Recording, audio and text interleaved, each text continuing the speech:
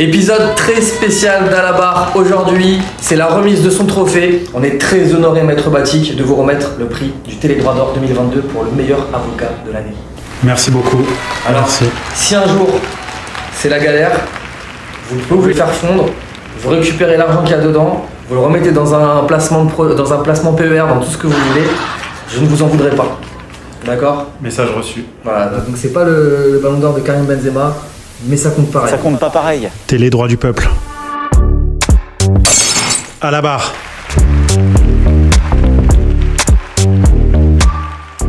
C'était une année un peu spéciale. C'est une année où il y a eu beaucoup de choses, il s'est passé beaucoup de choses. D'abord, j'ai changé de cabinet. Vous êtes dans mes nouveaux locaux, dans mon nouveau bureau. Donc, je suis très content d'être ici.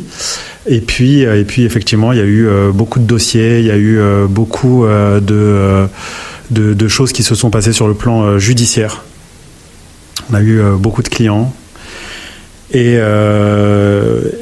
c'est très cool, c'est très chouette cette récompense, et ça vient marquer effectivement une année dure, une année compliquée, une année où on a beaucoup travaillé, et je suis obligé de remercier mes équipes parce que ça fait un peu Oscar et ça fait un peu Hollywood, mais sans eux rien n'aurait été possible. Et derrière un dossier, derrière une plaidoirie, il y a mes collaborateurs, mes collaboratrices et tout le cabinet qui s'investit sur chacun des dossiers. Donc ça a été une année laborieuse pour tout le monde. On a fait beaucoup de nocturnes, on a passé beaucoup de journées, de nuits au cabinet, et puis finalement ça marque quand même un travail acharné, et cette récompense elle est très chouette pour moi et pour tout le cabinet.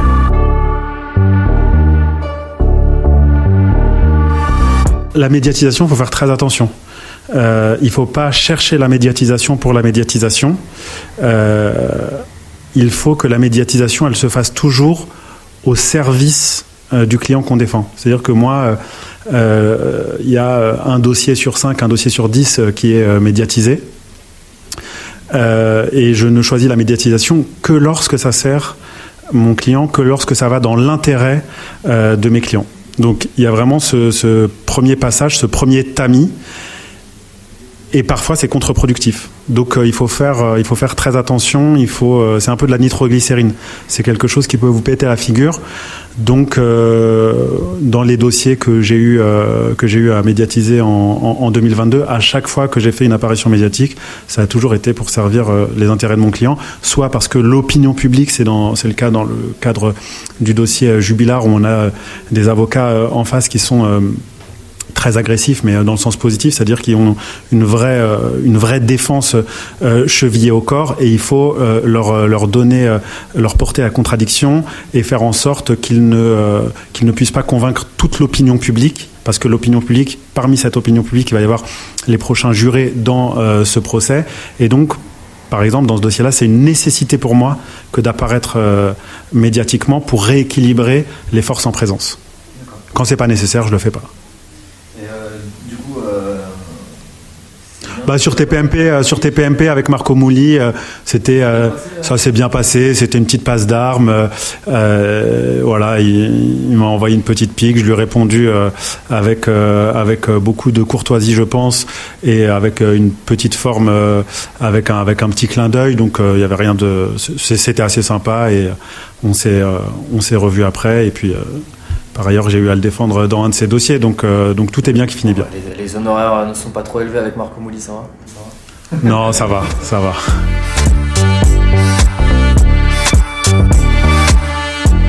Je pense qu'il n'y a aucune règle. Naturellement, j'aurais envie de vous dire que c'est l'humour, parce que l'humour, c'est toujours le chemin le plus simple entre deux âmes et entre deux êtres. Donc on aurait tendance à aller très directement vers l'humour, parce qu'une fois qu'on décroche le sourire de son interlocuteur, on a toujours une écoute un peu plus attentive et un peu plus bienveillante. Mais ça n'est pas une vérité absolue, et je pense que le bon plaideur, c'est celui qui sait cerner son auditoire, son auditeur, son contradicteur. Et pour parler des magistrats, parce qu'on parle des magistrats, c'est eux qu'il faut convaincre, il faut utiliser le bon élément au bon moment. Et c'est ça le plus dur. Donc il n'y a pas de règle absolue, il n'y a pas une recette secrète, une recette magique que vous utiliseriez à chaque fois et qui fonctionnerait à chaque fois. Il y a des magistrats avec lesquels il va falloir être très pointilleux d'un point de vue juridique et procédural. Ça va être ça, la clé pour rentrer chez eux, dans leur précaré et obtenir une écoute attentive. Et puis, il y a d'autres fois où, effectivement, par le biais de l'émotion, par le biais de l'humour, par le biais du storytelling, ça fonctionne. Donc, il n'y a pas de règle. Alors, Bernard Tapie est très fort. D'abord, il est extraordinaire, il est très fort. Mais Bernard Tapie, au-delà de l'art de la rhétorique, parce que l'art de la rhétorique, il est quand même utilisé par beaucoup de mes confrères qui sont très brillants aussi. Mais Bernard Tapie, c'est avant tout un personnage. C'est une voix, c'est une gouaille, c'est un vécu, c'est un parcours, c'est une expérience, c'est un self-made man. Donc tout ça fait que Bernard Tapie, si vous voulez, il a une place tout à fait particulière. Il faut être un personnage pour être pénaliste ? Je crois qu'il faut être un personnage pour être pénaliste. Alors, il n'y a pas de personnage type, mais je crois qu'il faut effectivement avoir une certaine vision des choses qui est tout à fait particulière. Et je crois que c'est ça qui fait un bon pénaliste. Alors vous voyez, Dupond-Moretti c'est un personnage, Temim c'est un personnage, Vergès c'est un personnage, et tous les plus grands pénalistes sont des personnages absolument atypiques, avec très généralement un parcours, un vécu atypique. Et en cela, je pense que Bernard Tapie aurait pu être un pénaliste hors pair. Et vous êtes quel personnage ? Moi je suis... moi je ne sais pas encore quel personnage je suis, mais disons que je suis un personnage en construction peut-être. On passe à la question suivante.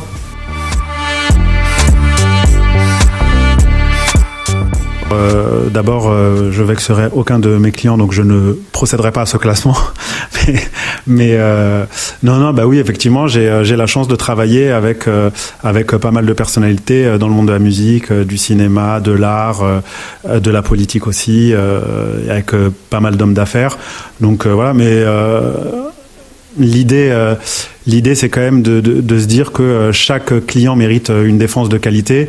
Et pour le coup, pour moi, qu'il soit populaire, pas populaire, en fait, ma défense, elle n'est pas calibrée au nombre d'abonnés qu'un individu a sur son compte Instagram ou même à son portefeuille ou même à sa richesse.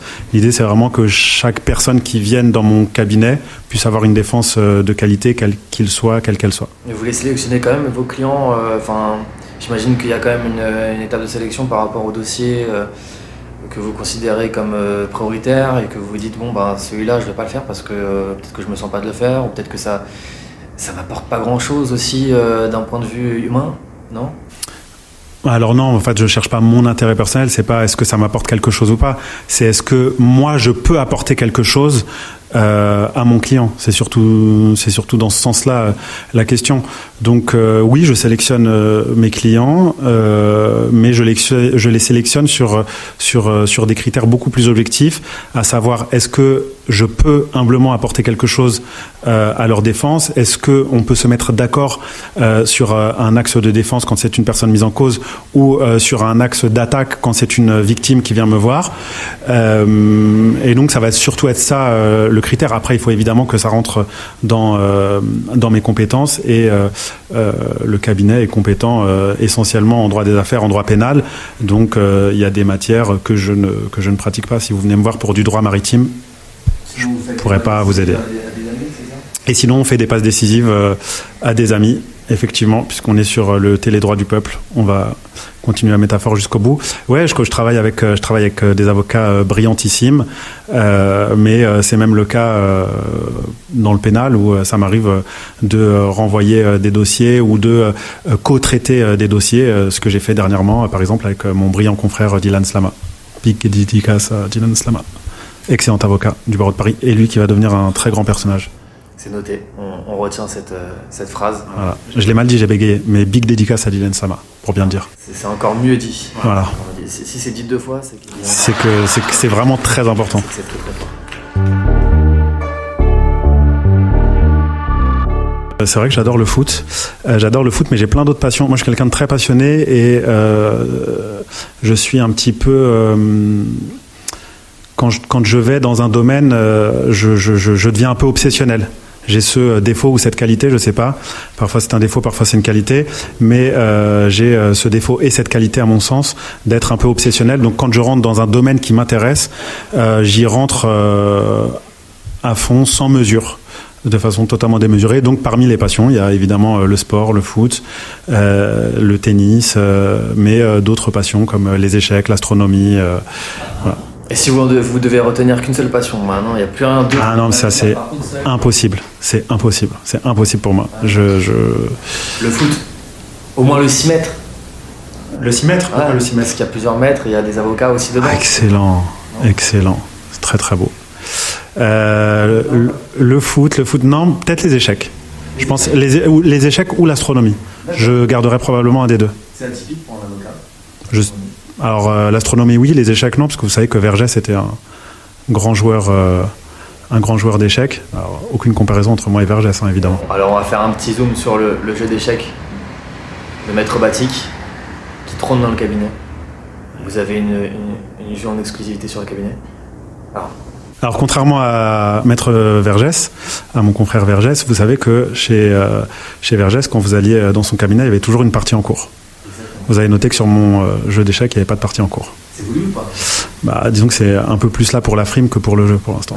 Si vous voulez qu'on soit les premiers à mettre le premier pion, on peut le faire en direct. Je pense qu'on peut faire ça en direct, mais alors il faudra finir la partie. On finit pas la partie, on reviendra pour finir la partie. Alors il faudra revenir pour finir la partie. On finira la partie. Et ça me va. Le jour où il restera du coup plus que deux pions, on sera là pour finir la partie. Alors déjà, il n'y a pas de pion aux échecs. Ouais. Mais ça commence bien. Moi, j'ai d'autres passions. des pièces, voilà. Mais allez-y, allez, go, Okay, go, allez, go. Et tu tombes par là. En avant-première, le jeu d'échecs de Maître Batik. Je vais donc faire avancer Une pièce. une pièce. Et je vais choisir les pièces bleues. Je vais choisir celle-ci. Elle est lourde, hein? Ouais. Je l'avance là. Très bien. Voilà. Au moins, on aura immortalisé ce déplacement de pièces dans le jeu d'échecs de Maître Batik. Très intéressant, vous libérez le cavalier pour le prochain coup. Exactement. C'était voulu, hein. Ouais, évidemment. On fait pas nos coups par hasard, hein.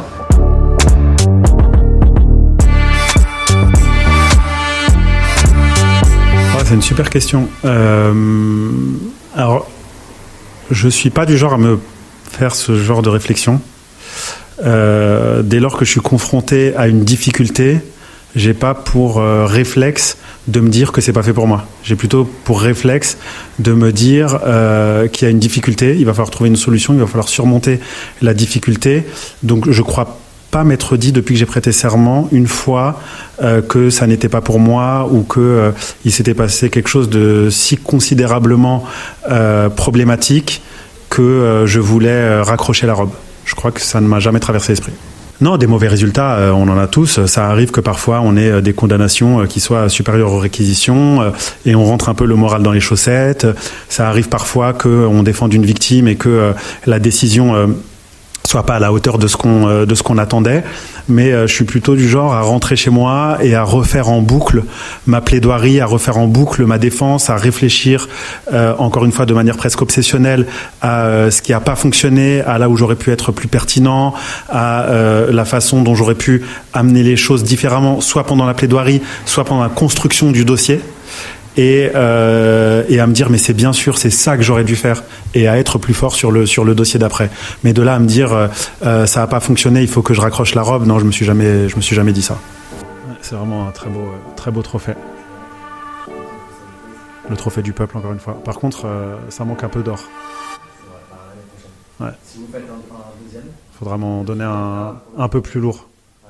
Merci pour cette interview, merci de vous être déplacés, merci pour tous ceux qui ont voté et un petit mot quand même à ceux qui ont participé à ce concours, à mes confrères, à mes brillants confrères qui auraient mérité au moins autant que moi, si ce n'est plus de remporter ce trophée. Donc bravo à tous ceux qui ont participé.